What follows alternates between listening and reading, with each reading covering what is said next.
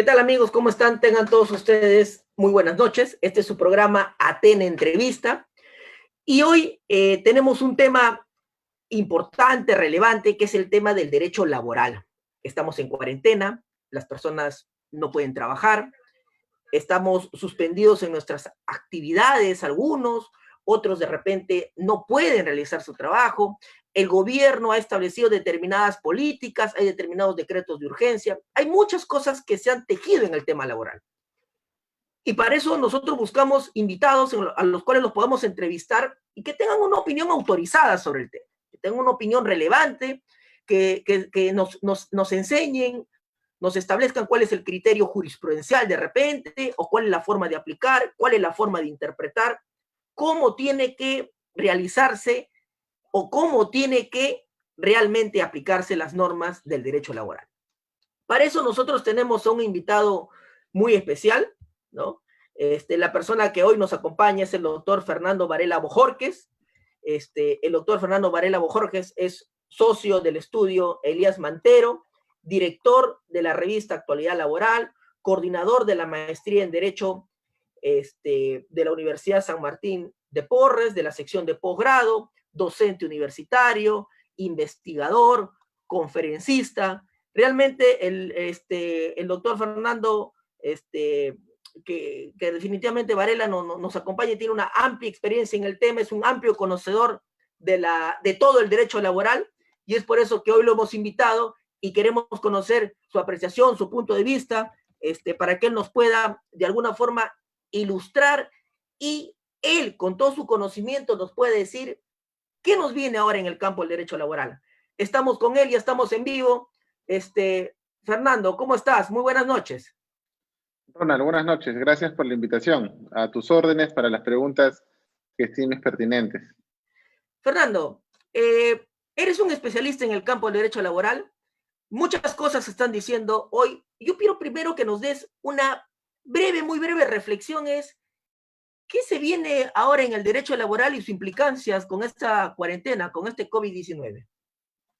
Bueno, la pregunta que me hace está muy relacionada también a otro aspecto, ¿no? El desorden normativo y de decisiones que hemos venido atravesando durante estas dos últimas semanas, ¿no? Hemos visto, por ejemplo, un papel muy penoso de la ministra de Trabajo. Entendemos su trabajo, entendemos las series de conflictos que puede tener, porque el derecho laboral, por su propia naturaleza, es un derecho conflictivo, donde las partes, tanto trabajador como empleador, cada uno va a buscar defender sus intereses.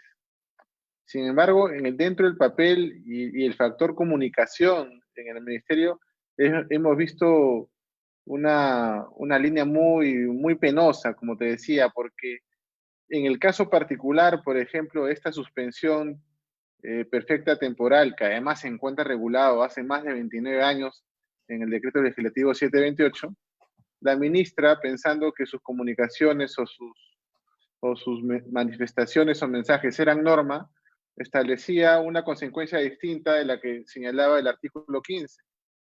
Decía que, por ejemplo, no podía usarse la suspensión temporal para después decir que sí se podía, pero ya en el colmo de lo penoso, un domingo en el programa de Mónica Delta, Punto Final, en una entrevista que se le hace vía Skype, ella, ante varias preguntas muy inteligentes de Mónica Delta, lo que dice enfáticamente es: de manera alguna se va a permitir la suspensión temporal, para, posteriormente, en el mensaje del mediodía del presidente, sea desautorizada. Entonces, eso puede ser anecdótico para algunos, pero nosotros, tú y yo, que vivimos el derecho, siempre analizamos puntos adicionales, ¿no? Buscamos que eso tiene otras consecuencias, y era el estado de anomia, el estado de desconcierto de la población, del empresariado, de los trabajadores. Tal ha sido el desconcierto, Ronald, y con esto termino Sí. para que des tu posición. Tal ha sido el desconcierto que muchos han visto en el comunicado de la CONFIEP como que se aprovechaban de la situación para postular despidos masivos, pero lo que ha hecho la CONFIEP, a mi juicio, ha sido una jugada de ajedrez magnífica. ¿A qué me refiero? Ok. Ante la ausencia de orden, ante el silencio o indecisiones de la ministra, lo que puso es el tema en agenda. Y para poner un tema laboral en agenda, decidieron poner al cuco, al monstruo. Los de la CONFIEP sabían que era poco probable o casi improbable que se aceptaran despidos masivos, más aún en esta coyuntura. Pero al proponer a ese cuco, como le decimos, a ese monstruo, procuró el debate, que las PAR, que los medios de comunicación, qué opinan sobre el tema de los ceses masivos, y logró pues que el gobierno se centrara. Tendremos que dar suspensión temporal, pero con ciertas compensaciones a favor del trabajador. A mi juicio ha sido, digamos, una habilidad, una astucia por parte de la CONFIEP, claro, ayudada por el desorden, el desconcierto procurado por los titulares del Ministerio de Trabajo, ¿no? Bien, Fernando, ahora, tú nos dices que ha sido una jugada muy bien elaborada de la CONFIEP, pero ¿no crees que la ministra, en este caso en concreto, al salir y decir no permitimos la suspensión perfecta de despidos en un primer discurso, no era tampoco, también decirle a la CONFIEP o decirle no vas a tener el camino fácil, acá nosotros estamos para defender al trabajador? ¿Crees que esa puede ser una lectura? Podría ser una lectura, pero en todo caso, si esa lectura se conjuga con consecuencia, no estaríamos hablando en este momento criticando la actitud del ministerio. Pero además también poco conocimiento jurídico porque el artículo 15 del decreto legislativo 728 establece supuestos para la suspensión temporal Ahí perfecta quiero ir. demostrables, Ahí claro. quiero ir, Fernando. Y ahí es donde yo quiero que tú nos ilustres con tu conocimiento. En buen cristiano, que las personas entiendan, que el estudiante de derecho, que el abogado o que la persona que no conoce derecho nos entienda. ¿De dónde proviene esta institución jurídica de la de labores? ¿Qué significa? ¿Y cuántos años hacemos este regulado? El decreto legislativo 728, que fue promulgado en 1991, en su texto 91. único ordenado, que es el decreto supremo 003-97-TR, regula, para que no vayas al decreto legislativo, sino el texto único ordenado, en su artículo 15, la figura de la suspensión temporal perfecta, en casos de fuerza mayor o caso fortuito. Es decir, es una figura que, si te has dado cuenta, no ha sido utilizado en sus cerca de 29 años de promulgada. Ese es un dato curioso, Fernando. No ha sido utilizada esta figura, ¿verdad? O Claro, habrá sido muy excepcional. porque hay otra figura jurídica que son los ceses colectivos que se realizan a través de un trámite administrativo ante el Ministerio de Trabajo y que tienen que ver con circunstancias como temas económicos, tecnológicos, por ejemplo. Pero bueno, esta figura regula que, primero que para antes de llegar a la suspensión, el empleador tiene que agotar todas las vías necesarias. ¿Qué significa agotar todas las vías necesarias? Antes de despedir a un trabajador, veo si tiene vacaciones pendientes. Antes de despedir a un trabajador, veo si tiene vacaciones próximas, futuras, y Ya. hablo con él, converso con él, privilegio el acuerdo, y digo, mira, estamos en una situación económica de esta magnitud, y la única posibilidad para seguir defendiendo la empresa es que todos colaboremos, y te pido que colabores tomando tal o cual acuerdo. Una serie de acuerdos que procuraban no llegar a esta figura. Pero si en el final del día, tú como empresario, has agotado todas las medidas y sabes que ante los mensajes quincenales de que te quedas 15 días, te quedas otros 15 días, y después te dicen esto va a ser un año, o te dice el Ministerio de Salud, estamos preparando un comando especial para recuperar a los muertos de las calles, o sea, temas de comunicación básicos que vemos que cada ministro dice una cosa y después dice otra, entonces entra el estado de zozobra. El empleador puede ser probable que tenga un dinero guardado, pero es su capital de trabajo. Capital de trabajo que después de levantado el aislamiento le va a servir para seguir trabajando. Entonces, si sabe que ya, digamos en términos coloquiales, raspó todo lo que había en la olla, entonces lo único que le queda es utilizar esta medida. Y cuando piensa utilizar la medida, la ministra dice, no, esta medida no va a ser aceptada. Y el empresario, ¿qué dice? ¿Y cómo no? Si yo ya no tengo de dónde. Crea zozobra. Entonces, ha habido un error de comunicación ahí. Ahí te interrumpo y te suelto la polémica. ¿No podríamos decir en estos momentos, oye, tú empresario, te toca afrontar la remuneración de un mes y medio, de 2 meses de tus trabajadores que tanto te han dado? ¿No podríamos ir a ese lado? ¿Qué opinas? Es una figura, una posición muy atendible, pero también hay que incluir otra situación, que es la informalidad laboral. Ya, Nuestro mercado, los más optimistas, señalan que la fórmula de la informalidad es 25% formal y 75% mercado informal. Mira, desde que hablamos de 75% mercado informal, se nos debe caer la cara de vergüenza. Pero bueno, esos son los más optimistas. Los más realistas, teniendo en consideración que los 2 últimos 3 años hemos pasado por un proceso de inmigración irregular, donde mucho extranjero ha llegado a nuestro mercado y no necesariamente ha ido al mercado formal, sino al informal, lo que como una estadística ha procurado la elevación del índice de desempleo juvenil, por ejemplo, porque los jóvenes ya no son contratados, porque hay personal mucho más barato. Entonces, esta informalidad laboral nos procura que esa ayuda del empresario solamente ni siquiera del 20%, porque ese 20% formal, Ronald, tendríamos que dividir cuál es empleo público y cuál es empleo privado. Entonces, en la práctica estamos hablando de un grupo menor. Adicionalmente a ese grupo menor, se le pidió por 15 días, usted asuma una licencia con goce de remuneraciones. Entonces ya cubrieron su parte. Cuando sucede el desconcierto es cuando el presidente, o el gobierno, mejor dicho, para no ser presidencialista, cuando el gobierno lo que dice es, señores, vamos a darle a los trabajadores la posibilidad de retirar su CTS. Vamos a decirle que el empleador no va a retener en abril el 13-12% del AFP. Entonces, ¿qué es lo que significa? Porque además, y vamos a darles a ustedes un subsidio del 35% de la planilla. ¿Qué significa? Que le estoy dando liquidez al trabajador. Entonces, ¿en qué circunstancia de la vida a un trabajador le pago su remuneración porque estoy obligado a pagar licencia con goce de remuneraciones? Adicionalmente, le permito retirar 2.000 soles de CTS y adicionalmente no le voy a retener abrir la AFP. Le estoy dando más dinero de lo que le debería corresponder en su quincena. Inmediatamente la gente comenzó a hablar de mensajes ocultos. Yo escribí un artículo en Actualidad Laboral sobre eso. Hay un mensaje oculto. El gobierno no quería decir, suspende pues, o saca una licencia sin goce de remuneraciones, no lo quería decir porque es impopular. Entonces, lo que procuró es que muchas empresas, sin llegar a la suspensión, ¿sabes lo que pasó, Ronald? Hablaban con sus trabajadores. Mira, te di vacaciones, no tienes vacaciones, claro. tienes liquidez, firma licencia sin goce de remuneración.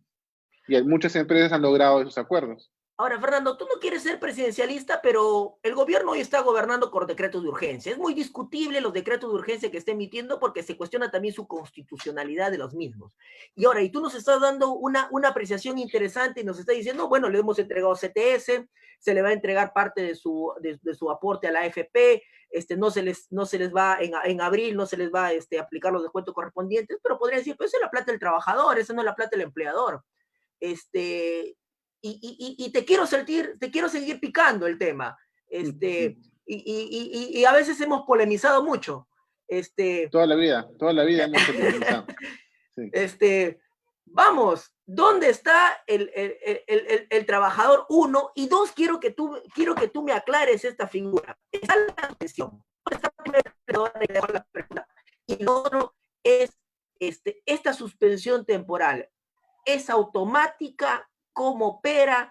¿Cómo tiene que hacerse? ¿Es revocable? ¿No es revocable? Explícalo en la sencillez que tú nos acostumbras a hacer en clase, en las conferencias que dictas. Muy bien, vamos a la primera. Hay un error de concepto y de apreciación. ¿Ya? Y claro, alimentado por las diferencias sociales, las diferencias propias que te digo de esta relación laboral que es desigual por su propia naturaleza, es conflictiva siempre. El ciudadano común, y hasta con pena veo también que los medios de comunicación, cuando citan a opinólogos, confunden siempre y dicen, el empresario puede, pensando que todos los empresarios son gran empresa. Y lo cierto es que no todos los empresarios son gran empresa, no son conglomerados internacionales. Tenemos mucha microempresa, que así como el trabajador gana el día a día, también tenemos muchas microempresas que pagan impuestos. O sea, el costo de la formalidad es altísimo. Sí. Altísimo económicamente e incluso en el tema de motivación para hacer empresa, porque tú ves a tu competencia que no es formal y prospera. En cambio, uno tiene que pagar los impuestos. Si se olvidó de pagar un fraccionamiento, se sabe que inmediatamente ya te hicieron tu proceso coactivo. Entonces, no es que todos los empresarios tienen la capacidad para poder asumir esa posibilidad. Más aún cuando recuerda que últimamente en esta cadena de pagos, no de trabajador-empleador, sino la cadena de pagos entre empresa y los proveedores, ¿te acuerdas que hace un tiempo se pagaba a 15 días? Después se pagaban a los 30, Así ahora a es. los 45, y ahora hay empresas que te pagan a los 90. ¿Por qué? Así Porque la es. liquidez que ellos sostienen es a través del pago del proveedor, y el proveedor tiene que quedarse callado porque si no es él, es otro. Entonces, no todos son gran empresa, no todos pueden sostener esa posibilidad de asumir hasta 3, 4 meses el pago de una remuneración porque simplemente quiebran. Yo me imagino una señora que vende menú en el almuerzo, por ejemplo, que tiene 3 o 4 personas que le ayudan. El día de hoy le dicen, págale un mes y no va a poder porque simplemente ella trabaja de lo que obtiene, se va al mercado, compra y así va rotando el dinero. Ese es sobre lo que me decías. Sobre el segundo punto, el trámite de la suspensión. El trámite. Artículo 15, antes que saliera el decreto urgente 038, era simplemente automático, es decir, yo le decía a los trabajadores, vengan, no doy para más, voy a presentar hoy mismo el pedido de suspensión perfecta temporal. Así que no vengan mañana. Y ese mismo día tenía que enviar yo el comunicado al ministerio. No había aprobación automática. Y la ley decía que en 6 días el ministerio tenía que manifestarse sobre la procedencia o improcedencia. Evidentemente el ministerio en ese momento lo que tenía que hacer es analizar la causal económica, por ejemplo, ¿no? Porque es Ya. la causal más importante. Sí, En claro. el 91 no hablábamos de trabajo remoto, era improbable hablar de trabajo remoto, ¿no? Claro, no existía la posibilidad. Ahora, este decreto supremo, este decreto de urgencia 038 establece un trámite distinto, pero lo curioso, y tú y yo somos abogados, ni deroga ni suspende el artículo 15. Simplemente es una suerte después de reglamento, no reglamento, o una norma que se superpone a otra en esta teoría descabellada que los decretos de urgencia, porque eso lo ha dicho la ministra y otros ministros, los decretos de urgencia que se dictan en el estado de crisis sanitaria se superponen o tienen mayor valor a los que están en nuestro ordenamiento jurídico, algo que no se sostiene solo, pues, ¿no? O sea, no se sostiene. Pero me parece Entonces, interesante, te corto y Fernando, me parece interesante que estés levantando la voz contra los decretos de urgencia porque efectivamente hay mucho cuestionamiento respecto a lo que está haciendo el gobierno, ¿no? Continúa, Fernando. tiene de positivo y tiene de negativo, ¿no? Y lo de positivo es que, claro, tenemos un Congreso que recién se reintegraba, que ni Claro, siquiera habían terminado de formar comisiones cuando sucedió lo de la crisis y que hoy vemos que 3 o 4 de sus miembros están infectados. así es. Que es triste, o sea, y en este estado de descontrol, someter a una gran comisión que es el Congreso, es pues no llegar a ningún acuerdo, ¿no? Si tú quieres fracasar en una vida, en tu negocio, forma comisiones, dice un viejo refrán, ¿no? Hay que ser ejecutivos. Entonces el decreto de urgencia te permite ser ejecutivo, claro que después tienen que ser validados por el Congreso, tienen que ser Claro. fiscalizados, como siempre. Y en el tema que hablábamos sobre la suspensión, ahora el decreto de urgencia 038 establece un trámite más o menos distinto a lo que regula el artículo 15, es decir, se ha publicado o se ha publicado pues en la página web del Ministerio de Trabajo un formato que el empleador tiene que llenar donde señala si es que no puede ser trabajo remoto, si es que no está en capacidad de pagar licencia con goce de remuneraciones.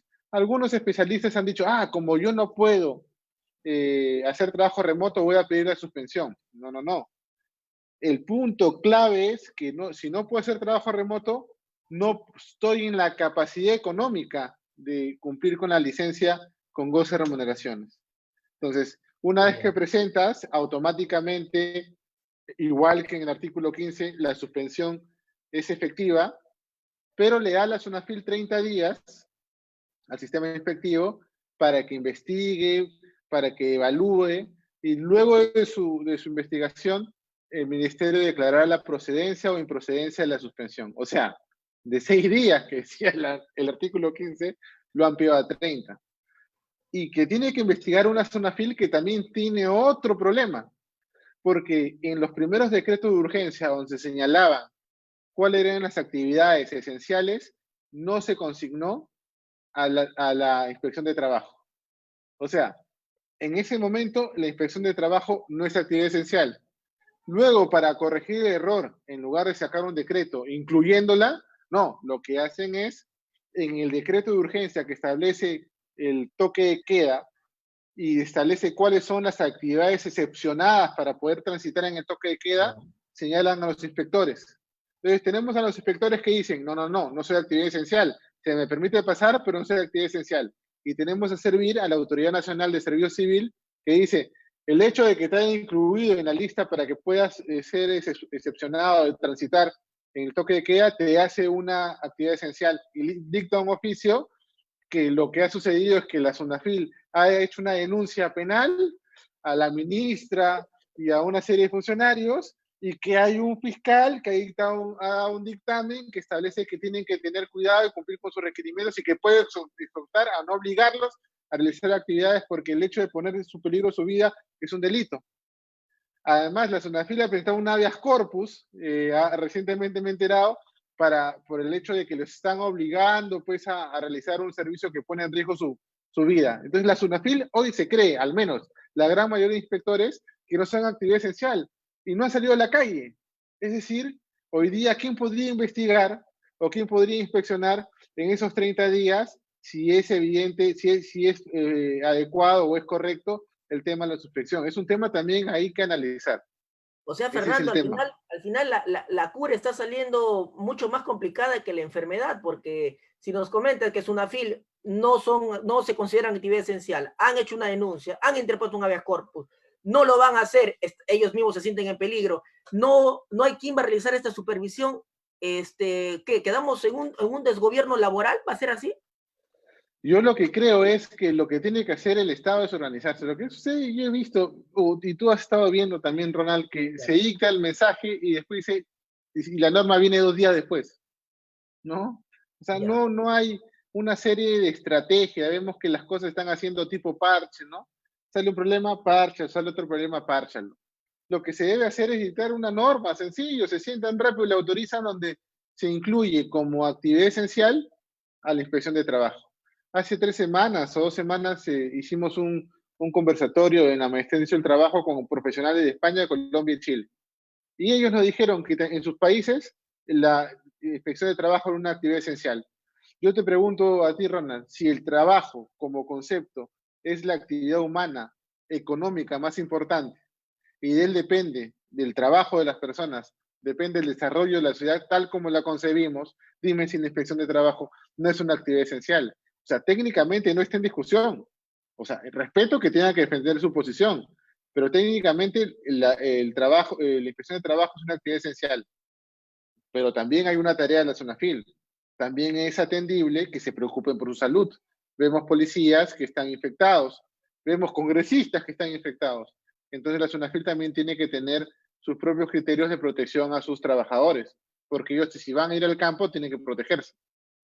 Fernando, hay algunas preguntas que nos están haciendo por el Facebook, nos están mandando saludos, tus alumnos de la Universidad Martín de Porres, otros que te han escuchado siempre en diversas conferencias de la Universidad de la UPN, de los círculos de estudios de ahí, y hay unas preguntas puntuales que yo quisiera que nos aclares. ¿Esta A suspensión ver, solamente es para el sector público o también se aplica para el sector privado o también se aplica para el sector público? es solamente para el sector privado. Y ojo que he estado resolviendo algunas consultas de instituciones públicas que tienen régimen 728. Pero lo que tienes que analizar es el origen de su presupuesto. Y cuando le preguntas, ¿cuál es el origen de su presupuesto? Ah, es público, ya puede ser entidad pública. El hecho que tú seas entidad pública, pero tengas régimen laboral 728, no te hace sector privado. Es una ¿Ya? desnaturalización del régimen laboral que viene de años, hace más de 20 años, pero eso no te hace sector público. Y ahí hay que averiguar el origen de su presupuesto. Porque fíjate que instituciones adscritas a municipalidades se han comunicado conmigo para que les valide el tema. Le digo, y dime, ¿quién te da tu presupuesto? El 90% es de la municipalidad y el 10% de ingresos propios. Ah, ¿Ya? ya. Y dime, en este presupuesto está garantizado todo el año 2020 las remuneraciones. Sí. Entonces, ¿qué suspensión estás pidiendo? Ajá, sí. Hay mucha gente que también se quiere aprovechar, también hay que tener cuidado. O sea que Porque, claro, va a haber problemas en por- esta situación también. También porque el plazo de 30 días es un plazo muy mayor, muy lato, ¿no? Yo hubiera puesto hasta 15 días, ¿no? Hasta 15 días. Pero bueno, el tema es que se quieren proteger del silencio positivo administrativo y por eso seguramente han alargado el plazo. Ahora, otra interrogante, ¿qué pasa con aquellas personas que tienen un contrato temporal y vence su contrato ahora a fines de abril? ¿Les aplican ellos la suspensión? ¿Cómo operen Lo que, ellos? ¿Qué pasa? ¿Qué lo que ocurre? pasa que técnicamente es una consulta recurrente, ¿no? Y Así muchos es. alumnos me han llamado escrito y tengo que ser portador de malas noticias. Porque cuando yo firmo un contrato antes de la pandemia, yo ya llego a un acuerdo y digo, finalizará el 30 de marzo. Ya. Y si el empleador llega el 30 de marzo y me ha pagado todo, como se ha pagado porque ha habido licencias sin goce de remuneraciones, no hay ley que obligue a renovar un contrato en estado de emergencia. No hay ley que obligue, porque recuerda que el artículo 62 de la Constitución regula que el contrato particular o el contrato de las partes no puede ser modificado por norma. Yo ya pacté un plazo y no se puede hacer. La nebulosa fue, y si no, y si lo tengo con licencias, con goce de remuneraciones, igual es como si estuvieras pagando, se acaba el contrato en esa fecha. Esa es nuestra posición. En esa lógica que tú indicas, aquellas personas que tienen un contrato temporal y vence en el mes de mayo su contrato, lo único que cabría es, dependiendo del periodo de suspensión, eh, continuar con lo que queda. Sería O esa la sea, claro, lo que queda hasta mayo, salvo que pacten una licencia o, en el peor de los casos, existe un trámite de suspensión perfecta. Ahora, si hacen un trámite de suspensión perfecta, no significa que se alargue, me están alargando el contrato, no. Acabado mayo, así estés con licencia de 90 días, suspensión de 90 días, se acaba el contrato. Ahora, si el ministerio señala y dice, oye, es improcedente, ese trabajador tendrá derecho a los meses que dejó de percibir hasta antes que finalice su contrato. Acá tengo una pregunta muy interesante que nos plantea Gonzalo, nos dice, una pregunta para nuestro amigo Fernando. Estando vigente el decreto de urgencia 038, ¿puedo seguir firmando convenios de licencia sin goce de haber con mis trabajadores? Por supuesto, porque el artículo 38, el decreto urgente 038 es claro y rotundo al señalar, y asimismo el artículo 15, se privilegia el acuerdo entre las partes. La suspensión temporal perfecta es la última decisión. Entonces, se privilegia el acuerdo. Yo puedo firmar una licencia. Es más, yo recomiendo firmar una licencia. Porque cuando yo converso con mi trabajador y me entiende y se compromete a llegar a un acuerdo para sacar a flote este problema, estoy sometiendo este problema a mi trabajador y a mí. Si me voy a la suspensión perfecta temporal, estoy sometiendo esa solución al ministerio. Y el ministerio podrá decirme a favor y podrá decirme en contra. Si me dice en contra, yo tendré la obligación de pagar la remuneración que dejé de pagar al trabajador, me va a salir más caro incluso, y reponerlo al centro de trabajo, ¿no? El plazo de la suspensión perfecta, ¿cuánto tiempo es como máximo o como mínimo? Ahí, Hasta 90 días, hasta 90 días, hasta pasado los 90 días. 90 días, Fernando, la situación económica puede seguir igual. ¿Qué escenario ves que se avisore pasado los 90 días? Porque hace un momento nos has comentado que los proveedores pagan hasta 90 días. Son más o menos los 90 días que debería durar la suspensión. ¿Qué escenario avisora que se viene? Bueno, a veces está mal ser adivino, ¿no? Pero yo lo que imagino que para los 90 días el programa Reactiva Perú va a ser fortalecido. Habrán otros tipos de aportes económicos a favor de la empresa, con tal de no llegar, porque una cosa es una suspensión, que bueno, el gobierno lo que dice es, bueno, pues ya colaboró la empresa, ahora le toca colaborar el trabajador, como usted dice, con su propio dinero, pues, ¿no? Pero cuando vea que la cosa está así, ojalá que la economía mejore, pero si la economía se pone un poco en negro, lo que van a ver es ciertos estímulos para poder salir de esta crisis. Pero evidentemente, si esto no mejora, el paso siguiente, las empresas lo que van a hacer es buscar maneras para efectuar despidos. Y hay trámites, como te dije, ceses colectivos por temas económicos. Si para regresar, al momento de regresar, seguimos con problemas económicos, las empresas estarían facultadas a iniciar un cese colectivo por temas económicos. dos preguntas que nos formulan en las redes, Fernando. Rebeca y Tiffany, ¿no? Rebeca nos pregunta si puedo usar la suspensión cuando me acojo al programa de Reactiva Perú o recibo el subsidio. Y Tiffany, en estas circunstancias, es legal en estas circunstancias no renovar a los trabajadores que están bajo contratos modales de la 728. La segunda pregunta ya la hemos contestado, ¿no? No renovación, la renovación no se me puede obligar, es un acuerdo entre partes y quedamos. Poco popular, sí, pero yo firmé un contrato y se tiene que respetar. Así es. Y la otra pregunta era sobre el tema de, ¿cuál era la pregunta? Si puedo usar la suspensión cuando me acojo al programa Ah, Reactiva Perú o recibo. bueno, hay tres respuestas Wow. o tres conceptos que hay que Eso, tener en eso está más cuenta. interesante, eso está más interesante. O hay que tener tres conceptos. ¿Ya? Digamos, legalmente, ni en Reactiva Perú ni en la suspensión perfecta hay una norma que diga, o hay una cláusula que diga, o un artículo que diga que si operas a Reactiva Perú no puedes suspender, Ya, ni en la suspensión perfecta no puedes decir que no puedes suspender si no estás en Reactiva Perú. O sea, la norma no lo dice. Ese es ya, uno. El criterio me dice que si yo recibo dinero por parte de la empresa, del Estado, lo primero que tendría que hacer es no despedir o no suspender, mejor dicho. Pero sí, si lees Reactiva Perú no es dedicado a preservar el empleo. El decreto de urgencia 038, el que estamos discutiendo la suspensión, sí dice claramente que su intención es suspender para no despedir y así preservar el empleo. Pero Reactiva Perú es para darle liquidez a las empresas para que sigan funcionando.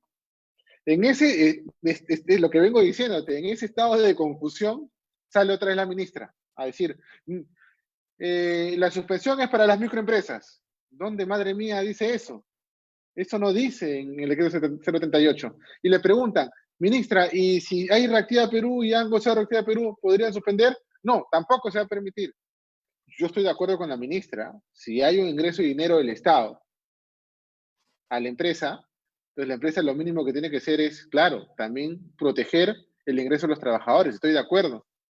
Lo que no estoy de acuerdo es que se comiencen a gobernar con mensajes, con ruedas de prensa, lo que no dice la norma. Entonces, para eso asesórense bien y hagan normas perfectas, estudien técnica legislativa y saquen normas que no tengan tantos vacíos, para que la ministra no esté normando, entre comillas, mediante mensajes o conferencias de prensa.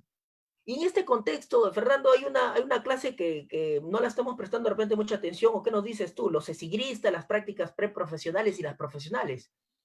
El tratamiento es el mismo.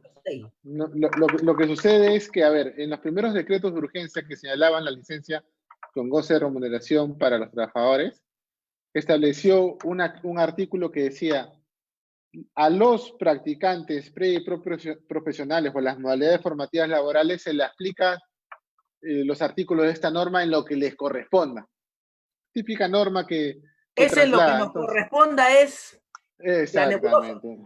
Entonces tú vas a la ley 28.518, que es la ley de modalidades formativas laborales, y claramente establece, tanto en la ley como en su reglamento, que es facultad del centro de la empresa, es su facultad resolver el contrato en cualquier momento. Entonces, si lo que pasó al inicio de esta crisis es que muchos estudios y muchas empresas, a los primeros digamos, le dijeron chao, fue a los practicantes. Dijeron, bueno, señores, acá se acabó, regresen cuando esto acabe. Y muchos que son mis alumnos o son los alumnos, se comunicaron conmigo y me dijeron, y yo les tuve que decir, bueno, pero lo que pasa es que la ley dirá en todo lo que le corresponda, pero la ley 28.518 faculta a la empresa a cortar la modalidad formativa laboral. El problema es que sucede en nuestra idiosincrasia. En otros países, las prácticas pre y profesionales son prácticas ad honorem. El hecho es que es un complemento real para poder poner en la práctica la teoría a la realidad. Pero en nuestro país es remunerada porque nuestra circunstancia, nuestra economía es distinta. Muchas personas practican para pagar sus pensiones, practican para tener ingresos. Entonces muchos confunden una práctica, porque también a veces colabora el empleador, con que es un trabajo. Un ejemplo clásico que yo en clases es cuando ingresan a practicar a un lugar, inmediatamente entran a Facebook y ponen trabajando en Grupo Atena. Y tú lo que hiciste es contratarlos, pero darles un convenio de práctica. Se deberían poner practicando en Grupo Antena, pero se entienden como trabajadores. Esa circunstancia hace que se confundan. Lo triste que tengo que ser portador de malas noticias es que no son trabajadores. Estas normas están dirigidas solo a los trabajadores. Ellos tienen modalidades formativas laborales. Ahora, como un tema de interpretación retroactiva, ¿cómo pasaría a aquellas empresas que se han sometido a una suspensión perfecta antes del 038, que después se les aplica el 038 con la nueva regulación? ¿Qué consideras ahí?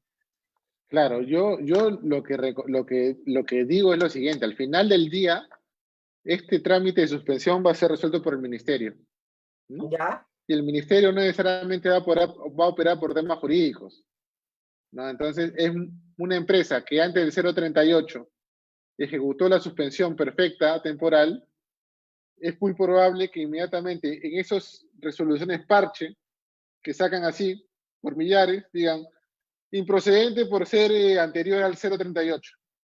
Entonces la empresa pierde porque lo que va a hacer es tener que pagar lo que dejó de pagar y reintegrar al trabajador. Entonces lo que recomiendo, si es una pregunta para una empresa en este caso, es desístanse o dejen sin efecto la suspensión anterior mediante un comunicado y ¿Ya? apliquen a la 038. Así de sencillo. Una pregunta técnica que nos formulan por acá. ¿El empleador puede imponer unilateralmente vacaciones truncas o por negarse para compensar los días dejados de laborar? Con esta medida se mantienen los vínculos laborales y se mantienen remuneraciones. Legalmente el 038 nos dejó ese gran vacío, siendo una medida razonable que podrían tomar las empresas. A ver, claro, lo que yo pensaba al momento que se dictaba el 038 es que se diga taxativamente, por única vez y por excepción, que se puedan dar las vacaciones futuras. O sea, acá hay también un problema de concepto, ¿ah? No son vacaciones truncas. Las vacaciones truncas son cuando se acaba la relación laboral. Yo Ya, le llamaría vacaciones pendientes de goce, ya, ¿no? Por ejemplo. Entonces, vamos a las primeras vacaciones. Vacaciones vencidas. Ya cumplí mi periodo, en este momento estoy haciendo trabajo remoto y bueno, me quedo callado para que no me manden de vacaciones en este momento porque quiero pasar la crisis, irme de viaje, recién quiero salir de desestresarme. vacaciones. Y el empleador te dice, señor Ronald, usted tiene vencidas, lleguemos a un acuerdo. Y Ronald dice, no, no quiero. Ah, bueno, lo siento, porque el decreto legislativo 713 dice que las vacaciones, en este caso vencidas, o ganadas, por decirlo de una manera, mejor una manera más clara, las Ya. vacaciones ya ganadas, se otorgan previo acuerdo entre el empleador y el trabajador, pero es claro cuando dice, pero a falta de acuerdo, decide el empleador. Entonces, esas vacaciones ya ganadas, yo puedo decir, Ronald, te vas de vacaciones. El problema es con las vacaciones pendientes de goce, o sea, las que yo voy ganando, las que a futuro voy a ganar. Ahí no se puede sacar de vacaciones porque todavía no las has ganado. Entonces, muchos lo que esperaban es que este decreto, por excepción y por única vez, antes de llegar a la suspensión, permita y diga, señores, ustedes pueden adelantar vacaciones para evitar un poco el problema, que además es una apuesta, porque si yo mando a un trabajador a salir de vacaciones que iba a recién ganar en 8 meses, técnicamente lo que estoy pensando es que voy a quedarme con ese trabajador 8 meses. Entonces, ahí es un tema claro, y en el tema de las vacaciones, solo para terminar, pero si yo acuerdo voluntariamente, sí es válido. Si yo Nos acuerdo preguntan. voluntariamente, sí es válido. Excelente, Fernando. La verdad que muy claro lo que nos comenta. Nos preguntan también sobre una declaración jurada que se tiene que presentar en esta solicitud de suspensión temporal, ¿no? Que haya Claro, habido. bueno, la declaración jurada es un formato simple que han hecho, pero que tiene una trampa. Y muy pocos se han percatado. Quien me la hizo saber fue mi amigo Carlos Jiménez Silva, que es docente en la maestría, que me ¿Ya? llamó y me dijo, ¿y te has dado cuenta? Crédito ¿Cuenta de para qué? Le Carlos. dije. Yo siempre doy mi crédito. ¿Y de cuenta de qué? Y me dice, mira, te han puesto ahí, diga si es microempresa o es pequeña empresa. Ahí está. Eso nos preguntan. Ah, entonces ¿Para ahí, qué? claro, tú podrías poner, pero ¿para qué lo pides? Así es. ¿Para tener data o para qué? Y después sale la ministra a decir, no, solamente es para microempresas o pequeñas empresas. Lo cierto es que mal asesorados, Ronald, muy mal asesorados, y cuando nos damos cuenta como abogados de estos errores, sabemos pues que no hay norte, ¿no? no hay norte, lamentablemente, ¿no? Quiero creer que es por el exceso de trabajo, por la prisa, para dar soluciones, que también podría ser atendible, ¿no? Pero un error vale, dos errores podría entenderlo, pero tres no se pueden permitir, mucho menos en una situación como la en que se encuentra el país. Fernando, ya casi para que nos termines de hablar sobre, entendemos que tienes muchas actividades. Pasado este periodo de cuarentena, ya sea, o de suspensión, ¿se vienen despidos masivos? ¿Cómo avisoras tú el tema de los despidos? ¿Qué contextualizas tú con este COVID-19? Yo lo que quiero pensar es que las empresas están en la capacidad de reinventarse.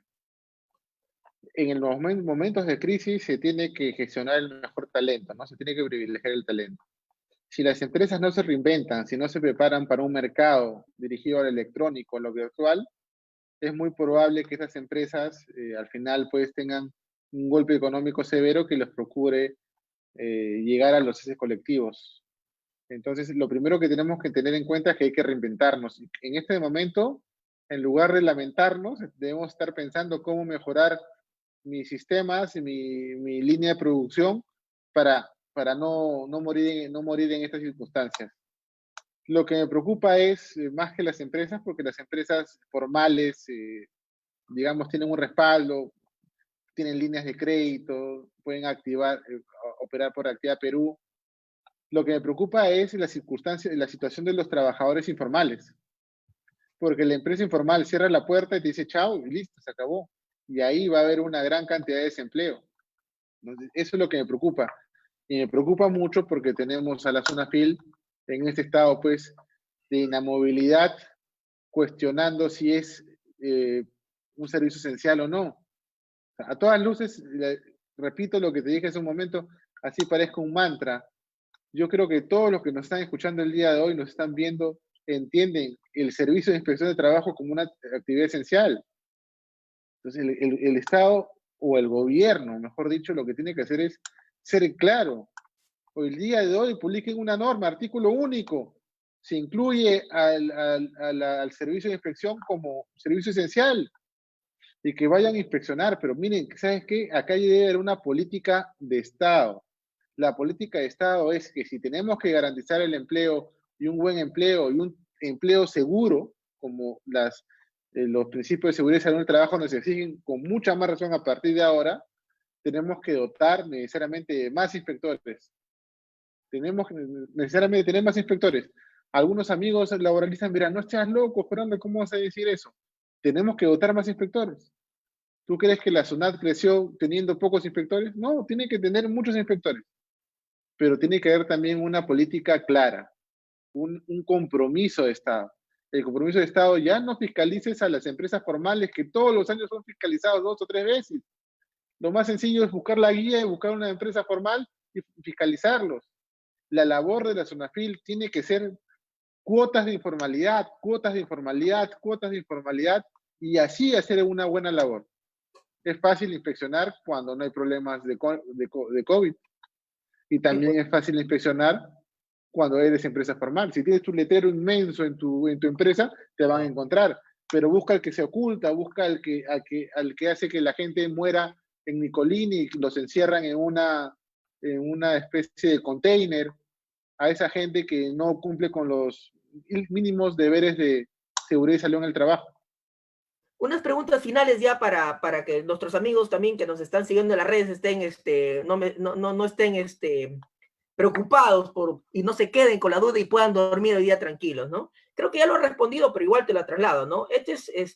Tienen acá un organismo público, dice, descentralizado, creado mediante una ordenanza municipal. Y resulta que ellos fueron creados con personería de derecho público y subsiste con recaudación de los tributos de los contribuyentes con régimen laboral 128. ¿Opera la suspensión perfecta? No. Por eso, cuando queremos, así como tú que eres experto en derecho penal, cuando quieres encontrar a los culpables de corrupción, si es la ruta del dinero, que ahora le dicen, ¿no? Seguir la ruta del dinero, en este caso también tienes que buscar la ruta del soporte económico. ¿Con qué presupuesto trabaja este organismo? ¿Público o privado? Público. Entonces, si es públicos evidentemente no le corresponde, porque esta norma es solamente para el servicio privado. Ahora, aprovechando del público, también tengo que decirte algunas cosas, ¿no? Hay mucha hipocresía por parte del Estado en relación a lo que es relaciones laborales.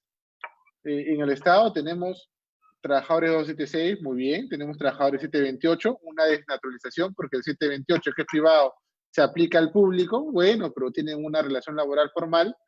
Tienen el CAS, que es, digamos, un régimen que, digamos, para mí es un régimen abusivo, pero siguen teniendo terceros. Esos mal llamados terceros, personas que siguen girando órdenes de servicio a través de sus recibos honorarios, trabajando para una empresa, pero como tercero. El Poder Judicial, el Tribunal Constitucional, el Ministerio siguen trabajando así. ¿Hasta cuándo vamos a soportar eso? Porque para mí eso es informalidad dentro del Estado. Entonces, al Estado, claro, ubiquen y fiscalicen al privado que hace eso. Pero si el privado ve que hacen lo mismo el público, ¿con qué ejemplo se pregona, no?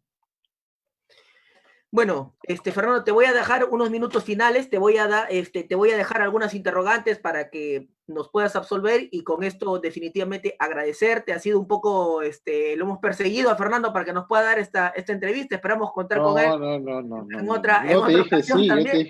yo te dije sí de un inicio, te dije sí. Este, Fernando, nos has hablado de una situación preocupante que es un 75% más o menos de informales. Tenemos pocos formales y hoy el ojo de la atención está sobre los formales, que son los pocos. Como tú bien lo has dicho, que tiene su letrero, que es identificable, pero hay toda una masa laboral que no está formalizada, donde no llega a su NAFIL, donde no va a llegar la suspensión, simplemente es el hasta aquí nos vemos y chao contigo. ¿Qué reflexión final tú nos puedes dar sobre esta situación? ¿Qué debemos hacer? ¿Qué crees tú que viene también para el Perú después de esta pandemia? Muchas gracias, Ronald. Primero agradecerte por la invitación, ¿no? No es que me hayas perseguido. A la primera No, que me dijiste te dije sí. Y un gusto siempre apoyarte. Si me invitas, yo feliz de la vida de colaborar, ¿no? Porque este formato es interesante, porque a veces también todos los días hacer conferencias también como que ya cansa un poco, ¿no? Pero la entrevista, la conversación, parece que estuviéramos en la universidad conversando y es bien agradable. gracias, Fernando. Esta crisis nos ha desnudado como Estado, como sociedad, como nación, nos ha desnudado realmente, ¿no? Lo que está en juego, como vengo diciendo en varios foros, es el concepto de pertenencia, el concepto de ciudadanía. Ciudadanía que tiene que ser por parte de la empresa, por parte del trabajador, pertenencia que tiene que ser por parte de todos.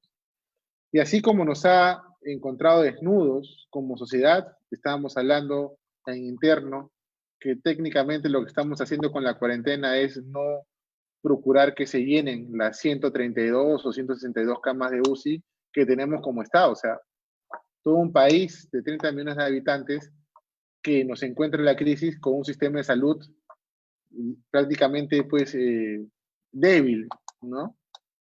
Y en las relaciones laborales también nos coge así, problemas interpretativos, aplicación de normas, falta de asesoría. Hoy lo que yo considero necesario es tener un código de trabajo.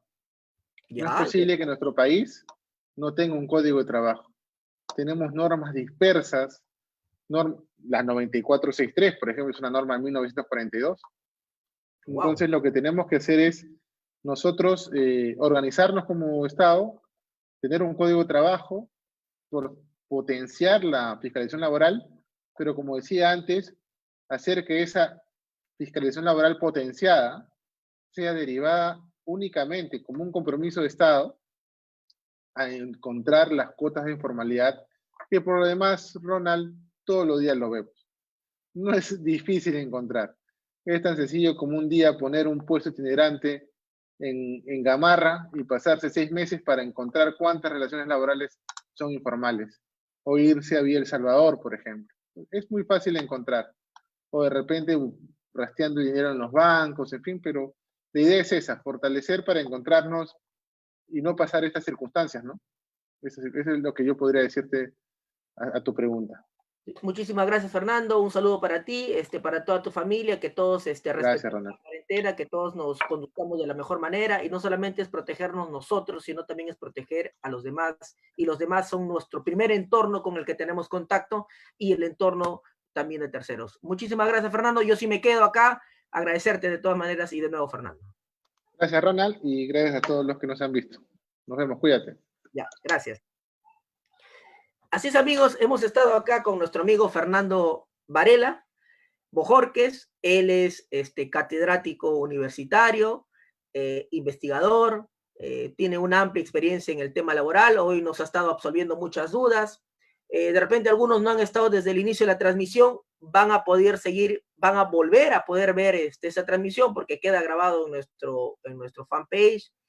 Están ahí las preguntas que he podido absolver de algunos de ustedes que han estado conectados.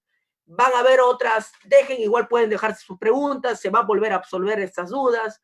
Definitivamente el tema laboral crea mucha polémica, es muy interesante, pero la vida continúa. Muchos de ustedes son estudiantes, son abogados y tienen que seguir estudiando, capacitándose, y ahora les viene el hacer la tesis, y eso es lo que me convoca ahora. Me convoca ahora porque yo les voy a hablar a ustedes sobre el tema de metodología de la investigación, ¿no? Para muchos es un tema complicado, para otros es un tema que no quieren de repente seguir estudiando, seguir repasando, pero es algo que nos convoca ahora. Volverles a decir, van a por ver, veo que me siguen enviando preguntas, es agradecerles a todos ustedes los que han estado conectados, agradecerle a los estudiantes de la Universidad Privada del Norte, del grupo de estudios que ahí existe, agradecerles a nuestros amigos de la Universidad San Martín de Porres, todo realmente muchos saludos que nos llegan, Carolina, saludarle a Carolina, saludarles a todos ustedes, a Jocelyn, a Janet, a José, a Nancy, a Valentina, a Mayra, a Marlene, ¿no? A Víctor, a Erika, a todos ustedes agradecerles por estar conectados en la transmisión. Y hoy vamos a ver el tema de metodología de la investigación. ¿Cómo plantear un título de mi tesis? Van a tener que hacer su tesis muchos de ustedes, algunos porque son estudiantes y ya van a obtener el título de abogado, algunos porque ya son abogados y ya van a obtener el título de magíster, o algunos porque van a obtener el grado de doctor en Derecho. Para estos grados académicos, ustedes tienen que hacer su tesis. Solamente les digo, si alguno tiene otra pregunta que ha quedado en el tintero con el tema laboral, no se preocupen, lo dejan ahí, después retransmitiremos las preguntas, veremos la forma como les absolvemos, o pueden volver a ver este video una vez culminada esta transmisión en vivo, y agradecerles por estar siempre atentos. Entonces, los que van a hacer su tesis, los que tienen que hacer una tesis, tienen que primero entender que tenemos tres enfoques principales, tres enfoques muy estudiados. La doctrina de metodología ha establecido que tenemos tres enfoques. Tenemos un enfoque cualitativo, tenemos un enfoque cuantitativo y tenemos un enfoque mixto, ¿ya? Estos tres enfoques de investigación. Eso es lo que tenemos. Cualitativo, cuantitativo y mixto. El enfoque cuantitativo de investigación, sí, gracias Nancy, no, agradecerte a ti por la participación, nos está escribiendo Nancy, agradecerle a María, a Cristian, a Ángela también. Y sí, claro, nos ponen, agradecerlo al doctor, sí, ha sido agradecido el doctor Fernando Varela. Entonces tenemos estos tres enfoques, cualitativo, cuantitativo y mixto. El enfoque cuantitativo es un enfoque que se basa en una contrastación de las hipótesis estadísticas, en un tema numérico. Y hoy que hemos estado hablando con el doctor Fernando Varela, podemos hacer un tema laboral y enfocarlo desde un punto de vista estadístico, numérico. La informalidad laboral, el número de ceses colectivos, la suspensión temporal. Puede ser un tema de tesis, la suspensión laboral, definitivamente. Podemos enfocarnos y hacer ese tipo de investigación desde un punto de vista cuantitativo, desde un punto de vista estadístico. ¿Por qué? Porque todos los empleadores van a presentar su solicitud de suspensiones laborales. Y ahí va a haber una data, ahí va a haber una información, ahí va a haber un análisis estadístico. Y habría que ver el cuánto por ciento de empleadores han solicitado suspensiones temporales de las labores. Eso es una investigación cuantitativa. porque vamos a hacer una contrastación, en este caso numérica, estadística. Y esta investigación cuantitativa lo que busca es un conocimiento generalizado, una aplicación global. Vamos a ver en el Perú cuántas se han hecho, por ejemplo. ¿Qué tipo de empresas son? Y ahí se va a analizar el rubro de las empresas. Ahí va a haber una investigación cuantitativa. Pero esta investigación cuantitativa, nosotros la podemos volver cualitativa o sobre este fenómeno de estudio, porque al final lo que se hace en una tesis, y eso creo que ustedes lo tengan claro, se estudia un fenómeno, se estudia una realidad, se estudia un contexto. Y el estudio de este contexto puede ser un estudio cuantitativo o puede ser un estudio cualitativo. En el enfoque cualitativo es un enfoque más interpretativo, es un enfoque analítico, es un enfoque de saber cuál es el criterio, qué es lo que se teje de repente detrás de este fenómeno. Por ejemplo, un enfoque cuantitativo numérico va a determinar el número de empresas que se ha sometido a su suspensión laboral, ¿correcto? Va a determinar de repente los rubros, en qué sectores, cuantitativamente hablando. Pero cualitativamente hablando, desde un enfoque de cualidad, nosotros podemos ir a investigar e interpretar la correcta aplicación de la norma, la correcta interpretación de la norma. ¿Cómo debe aplicarse el decreto legislativo 038, el que hemos estado comentando? Decreto de urgencia, perdón. ¿Cuál es la interpretación? ¿Cuál es la aplicación? ¿No? Entonces, ahí se puede hacer una investigación cualitativa y ya tienes un tema de tesis cualitativo. ¿Por qué? Porque estás analizando la interpretación, la aplicación. Y a veces puede ser un estudio normalmente focalizado. Si quisiéramos un diseño etnográfico, por utilizar un tecnicismo de metodología. Entonces, puedes analizar solamente una realidad específica. Y si tú quieres, también puedes hacer un estudio de la actividad laboral informal, por ejemplo. ¿Por qué no se formaliza un mototaxista? Un estudio cualitativo, las razones, los motivos, el por qué. Y en estos estudios cualitativos normalmente entonces entrevistas en profundidad, porque tienes que entrevistar a la persona para conocer los motivos, las razones por las cuales no se formaliza. Pero este mismo fenómeno de los mototaxistas puede ser utilizado desde un punto de vista cuantitativo y determinar el número de mototaxistas, los sectores o los niveles a los que pertenecen, cuál es el número de personas, los sexos que están involucradas en esta actividad. Entonces, se dan cuenta que nosotros podemos hacer un estudio cualitativo, un estudio cuantitativo, y para eso nosotros como institución jurídica les podemos dar el soporte necesario para que ustedes puedan realizar este tipo de investigación, ya sea con el tema de asesorías directas, de asesorías interactivas que hoy estamos realizando. Y podemos conversar en el tú a tú y ahí poder encaminar su investigación. Porque este es un momento para aprovechar para que ustedes puedan hacer su tesis. Este es un momento en el cual ustedes pueden aprovechar para ya ir formando su tema de investigación. No confundamos el tema de investigación con el título de la investigación también. Entonces, tenemos estos dos grandes enfoques, cuantitativo, cualitativo, y tenemos el enfoque mixto. El enfoque mixto es aquel que utiliza ambos enfoques, cuantitativo en una variable, cualitativo en otra variable. Utiliza ambos instrumentos o ambas herramientas de cada enfoque. No olvidemos también que cada enfoque tiene sus mejores técnicas e instrumentos, definitivamente. Un enfoque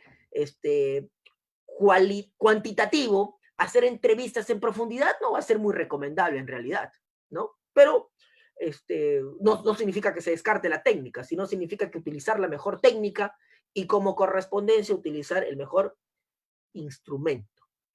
Entonces, ya tenemos un enfoque cualitativo, tenemos un enfoque cuantitativo y tenemos un enfoque mixto. Y muchos me han preguntado también, y también lo he desarrollado en otras entrevistas, es, ¿cuál es el mejor enfoque? Yo como abogado, yo como estudiante de Derecho, porque nosotros estamos especializados en el tema de tesis de Derecho, principalmente tesis de Derecho, o todo lo que tenga que ver con el Derecho. Muchos me preguntan, es mejor para mí un enfoque cualitativo, donde tengo que hacer un criterio interpretativo, donde tengo que hacer entrevistas como instrumento y como técnica, mi ficha de entrevistas, mi guía de entrevistas, perdón. O me conviene, o me es más fácil, o me es más factible hacer un enfoque cuantitativo. Para hacer un enfoque cuantitativo, no significa que para el derecho sea mejor un enfoque cuantitativo que un enfoque cualitativo. No. En realidad, ambos enfoques son viables, ambos enfoques son, desde mi óptica, cada uno tiene su propia dificultad, cada uno tiene su propia ventaja y en algunos casos su propia desventaja. Por ejemplo, realizar entrevistas no es tan fácil. Hay que conocer técnicas para realizar entrevistas. Las personas a entrevistar, a veces no es fácil conseguir las personas a entrevistar. Por eso hay que hacer un buen y un adecuado plan de tesis. Porque si tú no tienes bien enfocado tu plan de tesis, el problema no viene en el plan, como les digo a muchos cuando desarrollamos el tema de las tesis. El tema no es el plan es la maqueta que tú tienes. El problema viene en el desarrollo de la tesis. Si tú tienes una maqueta, que es el plan de tesis, muy ambicioso, el problema es cómo lo desarrollas. ¿Cómo vas a desarrollar un plan ambicioso? Muchos recursos, mucho tiempo, mucho dinero, y de repente hasta no vas a poder hacer. Entonces, por eso es recomendable hacer un plan de tesis idóneo para ti, idóneo para tus circunstancias, idóneo, un plan de tesis idóneo en el cual tú te puedas desarrollar o te puedas desenvolver. Claro, si tú estás trabajando en el Ministerio Público, un plan de tesis donde tú puedas encontrar toda la información. Si tú estás trabajando en el Poder Judicial, un plan de tesis donde tú puedas acceder a esa información. Si tú eres fiscal, puedes trabajar sobre las carpetas fiscales que tú tienes. Si tú eres juez, sobre los expedientes judiciales que tienes. Si no trabajas en una fiscalía, no trabajas en un juzgado, trabajas en una procuraduría, podemos trabajar sobre temas de la procuraduría. Eres defensor de oficio, también sobre los temas de la defensoría pública. Puedes trabajar también en esos temas de defensa pública, de defensa de oficio, perdón. ¿No? O de repente tú no trabajas en ningún otro lugar y si eres un abogado libre en el ejercicio de la profesión. Podemos trabajar temas casuísticos, sentencias del Tribunal Constitucional, podemos trabajar sentencias de la Corte Suprema y hacer un enfoque cualitativo o cuantitativo. Entonces, va a depender mucho para que tú realices tu tesis, a qué te estás dedicando. Y eso, por favor, yo quiero que lo tengan claro todos ustedes. No eres abogado, eres estudiante de Derecho y estás trabajando de repente en un estudio jurídico, o de repente no estás trabajando en ningún lugar, puedes tener acceso a una comisaría, o podemos tener acceso a base de datos de la Defensoría del Pueblo, o en Atena te podemos ayudar a entrevistar de repente a colegas, abogados. Entonces sí, hay forma, pero la mejor forma es en la que tú te puedas desarrollar o desenvolver. Y otra gran recomendación para los temas de tesis, de todas maneras que tú tienes que tener en cuenta es, tienes que realizar una investigación en aquello que tú conozcas, en aquello que tú sepas. Si tú no sabes nada de derecho tributario, no te gusta el derecho tributario, no tienes interés por el derecho tributario, no puedes hacer pues una tesis de derecho tributario. Hemos tocado el tema laboral y a mí no me gusta en lo absoluto el tema laboral. ¿Cómo voy a hacer un tema laboral? Estudiar todo el tema laboral va a implicar demasiado tiempo.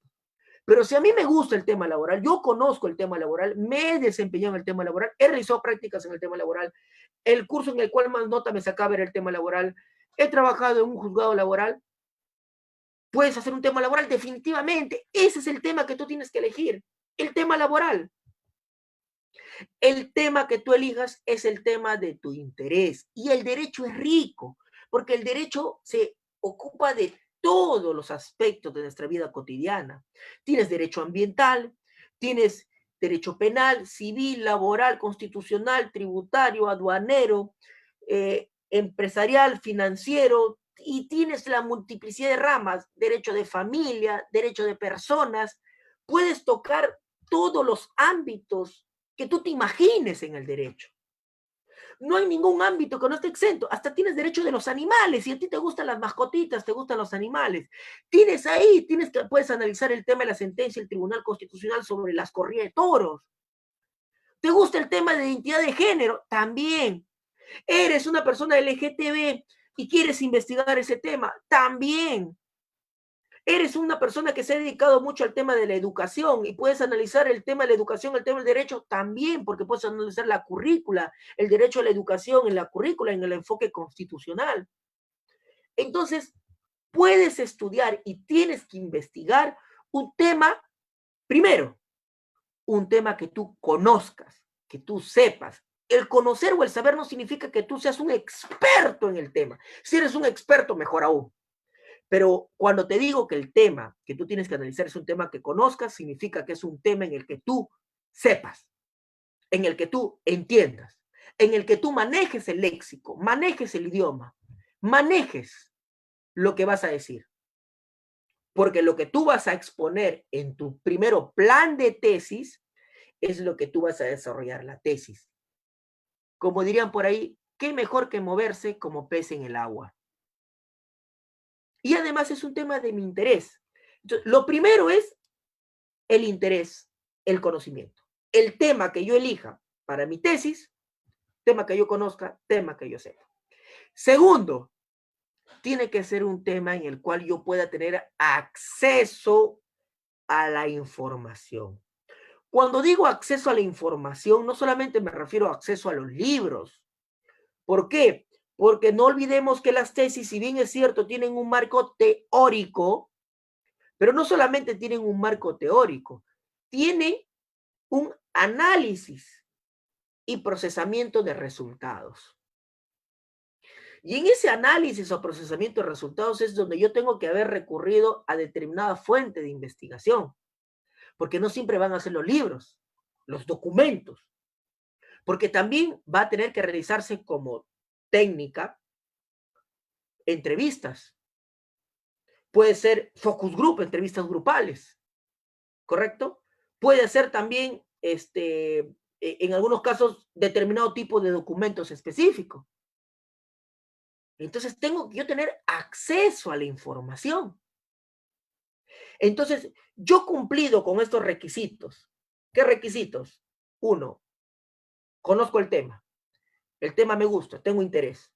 Dos, tengo acceso a la información. Esa es la tesis que tú tienes que elegir. Ese es el tema que tú tienes que elegir. Derecho laboral, por ejemplo. Personas, familia, unión de hecho. Ya tengo ya el tema. Si ya tengo el tema elegido, ya tengo mi tema. Ya tengo el tema elegido, derecho laboral, civil, penal. ¿Y qué enfoque le voy a dar? Como ya vimos al inicio, luego van a poder volver a ver algunos la retransmisión de esta transmisión en vivo. Ya tengo el tema, derecho laboral. Hemos conversado hace un momento con el doctor Fernando Varela. Ya tengo el tema laboral, derecho laboral. Ahora, ¿qué enfoque le doy? ¿Cualitativo o cuantitativo? Elijo, por ejemplo, el enfoque cualitativo. Si elijo un enfoque cualitativo, tengo que hacer un enfoque interpretativo, analítico, no estadístico, salvo que elija el enfoque cuantitativo. Y ya desde el título de la tesis, ya se revela, ya se entiende, ya se sabe si estás optando por un enfoque cualitativo o cuantitativo. Yo no puedo tener un título, y eso le digo a todos los que los asesoramos en el tema de tesis, a todos nuestros asesorados en el tema de tesis. Yo no tengo que tener un título cuantitativo y mi investigación sea cualitativa, pues. O yo no puedo tener un título cualitativo, de un enfoque cualitativo, mi título es de enfoque cualitativo y mis instrumentos y mis técnicas son cuantitativas. Estoy haciendo lo que nosotros los abogados llamaríamos, estoy haciendo acá una especie de antinomia, estoy contraponiendo dos cosas, estoy utilizando dos cosas totalmente diferentes. Es como que tú no puedes ir a un juicio penal con tu código civil, no puedes invocar normas civiles, cuando no les son aplicables, por cierto, ¿no? A eso me refiero. Entonces, ahí estás haciendo contraposición de teorías. Entonces, si yo estoy optando por un enfoque cualitativo, mi título tiene que ser cualitativo. Si estoy optando por un enfoque cuantitativo, mi título tiene que ser cuantitativo. Y el título, y esto es algo que también quiero que tengan bien presente, el título, ¿qué características debe cumplir un título? Ya dijimos que me tiene que enfocar si puede ser cuantitativo o puede ser cualitativo, porque la charla de hoy es título de investigación. ¿Cuál es tu título de investigación? ¿Cómo plantear este título? Porque previamente al título ya elegí el tema. Correcto, eso lo tenemos clarísimo. No ensayen temas. No, hoy día soy penal, mañana soy civil, pasado soy laboral, y luego amanezco, y porque vi una conferencia, porque vi algo, no, me gusta ese tema. No, por favor, olviden eso. Olviden eso. Entonces, ya tengo mi tema. Mi título ya tengo que saber si va a ser cuantitativo o cualitativo. Este título, algunas universidades recomiendan que el título no debe tener más de 25 palabras. Bueno, exigencias de cada universidad, no hay ningún problema. Hay otras universidades que no te dicen el número. Pero mi título no puede ser una pregunta. Es lo primero que también deben tener en cuenta. Mi título no es una pregunta. Mi título no es el problema. El problema de investigación viene después. Después, mucho después. Mi título, si alguien tiene alguna pregunta también nos la puede hacer por si acaso. Mi título de mi investigación tiene que revelar, tiene que decirnos de manera global qué cosa voy a investigar. No puede ser un título de investigación el despido. ¿Por qué? Porque ese título no me dice todo, no me dice nada. ¿Qué cosa el despido? ¿Qué vas a investigar en el despido? No, en mi problema está bien, en tu problema puede estar, pero tu título tiene que decir qué cosa vas a investigar. ¿Despido qué? Poner un ejemplo, ¿no? Despido arbitrario en épocas de cuarentena. Año 2020, mes de marzo. Ese título es clarísimo. Ojo, todo título siempre va a ser sujeto a afinar, ¿eh? Eso nunca lo olvide. Yo siempre también les recomiendo a todos nuestros asesorados en el tema de tesis o a las personas que los ayudamos de manera más directa, a todos ellos yo les recomiendo con el tema del título, siempre escribir el título en un Word. No borren el título y luego vamos mejorando los títulos y vamos alcanzando prácticamente casi la perfección. Entonces yo puedo estudiar el despido arbitrario en épocas de cuarentena, año abril 2020, Perú. Poniendo un ejemplo, ¿no? ¿Te das cuenta, no? Ya estoy perfilando, ya sé qué cosa voy a investigar. Mi título no puede ser la posesión precaria. Mi título no puede ser el delito de feminicidio. ¿Por qué? Porque eso es un tema de investigación, más que un título de la tesis, me estoy refiriendo, ¿no? El título ya me tiene que reflejar ya de manera más detallada qué cosa. El que lee el título tiene que saber qué vas a investigar. Claro. El delito de feminicidio, ¿no? El delito de feminicidio y el número de víctimas fallecidas, por ejemplo, ¿no? Durante el año 2020, Ucayali, Pucallpa, por ejemplo, pone un ejemplo, ¿no? Ojo, ahí voy a analizar el número de feminicidios, si tú te das cuenta. Este título va a ser siempre sujeto a perfeccionar con detalles. Ahí estoy analizando el delito de feminicidio, pero el número. Eso es un tema estadístico. No es un tema cualitativo, es un tema cuantitativo. Porque ya mi título me está reflejando este enfoque. Porque cuantitativamente, estadísticamente, yo tendría que ver, determinar. Otra cosa es si yo investigo la interpretación. ¿Cuál es, por ejemplo, ¿no? Un título podría ser cualitativo de feminicidio, ¿no? Interpretación del delito de feminicidio en las resoluciones de la sala civil, de la sala, perdón, penal de la Corte Superior de Justicia de Ayacucho. ¿No? O sea, ¿cuál es la interpretación que se está dando al delito de feminicidio en la Corte Superior de Ayacucho? Está clarísimo. Yo voy a investigar acá las sentencias, la interpretación que se está haciendo de las resoluciones. ¿Se dan cuenta o no? O sea, ustedes ya desde el título ya van delimitando espacio, tiempo, lugar, a qué cosa voy a investigar, qué cosas no voy a investigar. Ya me está dando el marco. El marco. Decirles a los que nos están viendo que vamos a tener la próxima semana una entrevista de la doctora Yasmina Riega, una especialista también en el tema de metodología de la investigación. Ella nos va a acompañar con el tema de problema de investigación, cómo se formula un problema, qué es un problema de investigación. Tienen que seguir esta secuencia de transmisiones en vivo que hacemos siempre, porque les estamos dando todo lo que ustedes necesitan, ¿no? Definitivamente todos estamos haciendo un gran esfuerzo por ustedes para que en esta situación de cuarentena mantenernos todos activos con el conocimiento jurídico.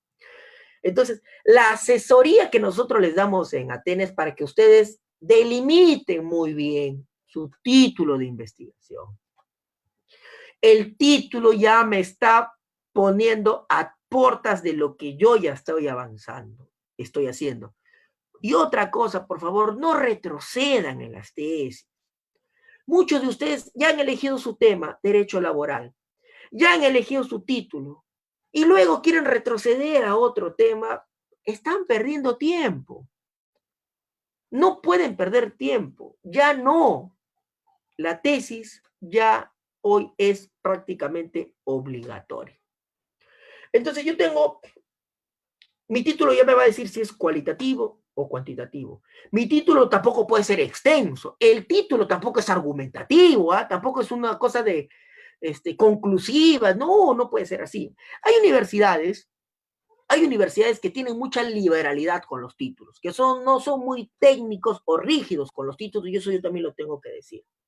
Hay universidades que no hacen que los títulos sean muy bien hechos desde un aspecto metodológico.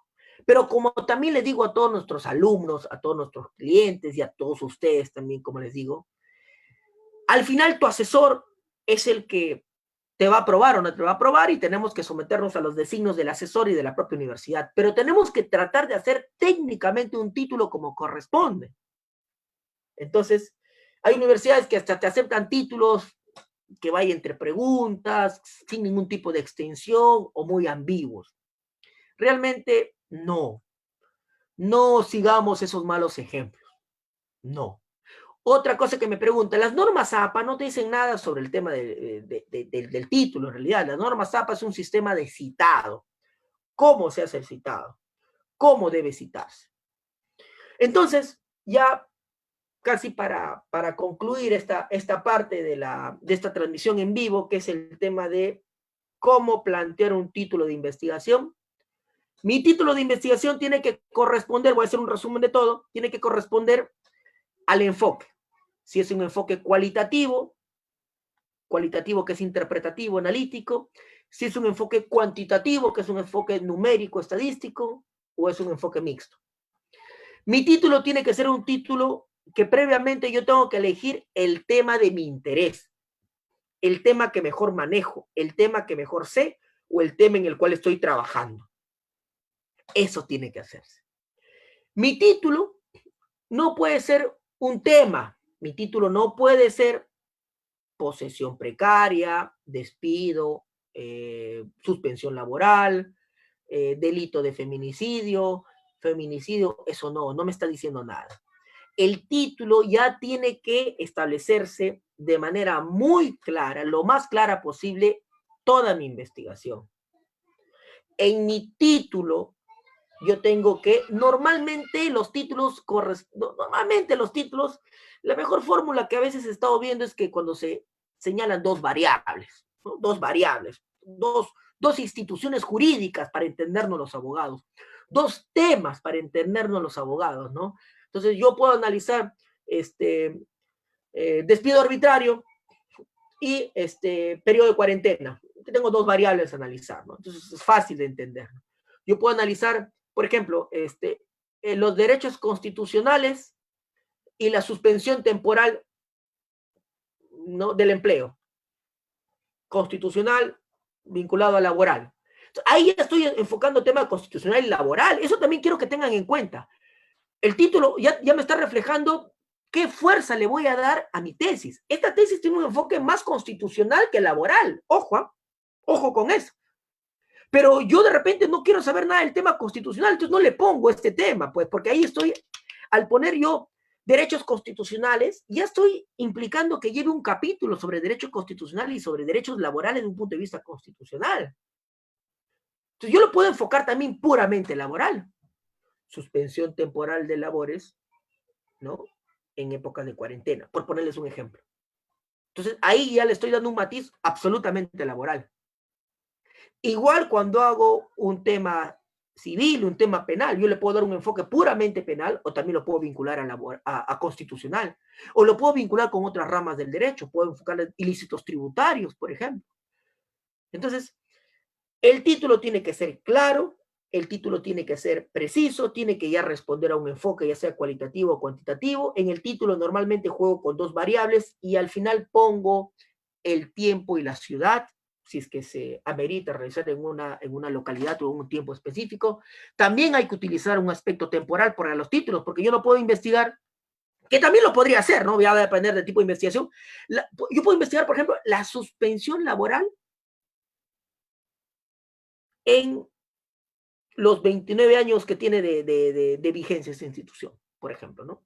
El título va a ser la suspensión laboral, la suspensión temporal y el derecho laboral peruano desde su puesta en vigencia, por ejemplo, ¿no? Más o menos por ahí ya perfilamos, detallamos algunas cosas más del título, pero te estoy dando más o menos cómo enfocas tu título, cómo enfocas tu título. Ese es lo que le quería comentar a cada uno de ustedes sobre el tema del título de investigación. Como ya saben, tenemos a Atena como institución jurídica, institución de capacitación, institución en la cual nos dedicamos al tema de asesoría en el tema de tesis. Cualquier duda que tengan, cualquier interrogante sobre cómo hacer el plan de tesis, cómo hacer la tesis. También tenemos sistema de control antiplagio muy importante sistema de control antiplagio. Nosotros contamos con un sistema de control antiplagio y además también contamos con personas o especialistas en el tema de derecho, que es otro de los temas que en las tesis de derecho de repente nos apartamos un poco de las otras ramas, ¿no? Porque si consultamos a una persona, un educador o un ingeniero, no nos va a entender el lenguaje jurídico. En cambio, en Atena tenemos metodólogos, yo me he especializado mucho en el tema de metodología de la investigación, y tenemos el especialista de la materia. Y si no lo tenemos y tú conoces el tema, esta sinergia de abogado, metodólogo con la persona, hacemos definitivamente el plan de tesis mucho más viable y más fácil de desarrollar. Tienen los teléfonos de contacto, tienen el correo electrónico, pueden mandarnos la solicitud de información que ustedes requieran y acá estamos para ayudarlos en todo lo que desean. También tenemos, no se olviden, tenemos curso de titulación para abogado, tenemos búsqueda de expedientes judiciales, que es un poco complicado, pero también tenemos la posibilidad de encontrar expedientes judiciales. También tenemos cursos, asesorías interactivas, excelentes nuestras asesorías interactivas con los mejores asesores del medio, los profesionales más capacitados. Sin sin perjuicio de que puedan pedir información, agradecerles por estarnos viendo a todas las personas que han acompañado esta transmisión. Se va a volver a repetir siempre la transmisión, siempre queda pendiente. Y muchísimas gracias por acompañarnos y buenas noches.